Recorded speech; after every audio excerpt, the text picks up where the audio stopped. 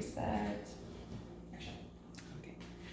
So they pan out to the people and then switch over to me and then just leave it there. Okay. So today I want to talk about how God is more than just a sovereign king on his throne. And I was raised to fear the Lord. I was raised to believe in God. My mom and my grandparents raised me, to believe that there was God. They went to church. And I also went to Catholic school, so I was really immersed in the idea of theology and that there was something bigger than myself out there. I also went to my church youth group when I was younger. So if there was something that I really understood in that younger self was that God was real, right? But there'd be like a wrench thrown into my plan and my walk with God. Because you see, I only mentioned my mom and my grandparents. And at the time, my father was absent from my life emotionally and physically. Praise God, our relationship is much different today, but just so that you understand and have some perspective of my younger self.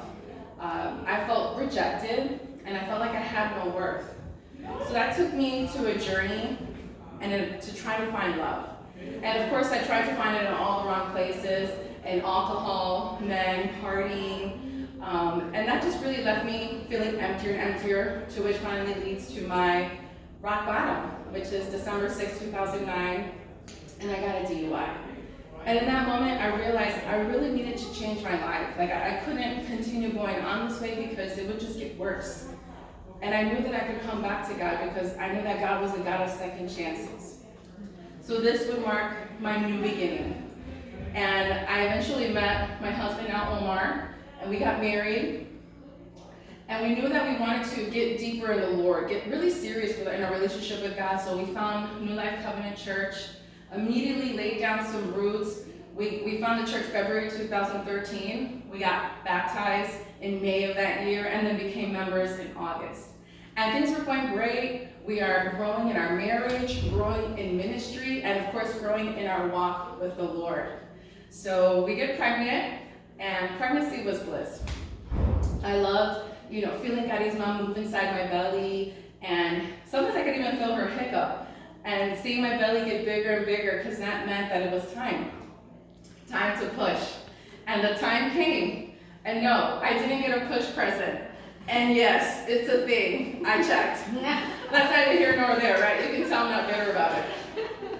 So here I am. I have this newborn baby girl in my arms, and I'm nursing her and clothing her, changing her diapers, and it just dawned on me, giving her kisses and hugs. Like this, it didn't matter that I knew God was real and that He gave second chances if I didn't understand that God was my Abba Father, and that I was a child of God, and that I have been adopted and made a co-heir along with Christ.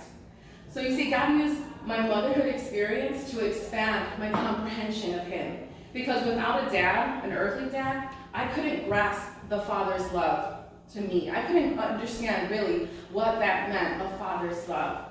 So you see, I had put God in a box. He was the sovereign king. He was Lord of Lords. He redeemed. He restored. But when I understood the Father's love for me, it changed me completely. It made me whole. God was enough.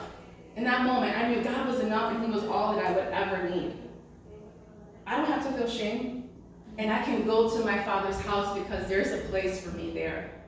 So I ask you today, friends, have you put God in a box, limiting Him to only some of His attributes?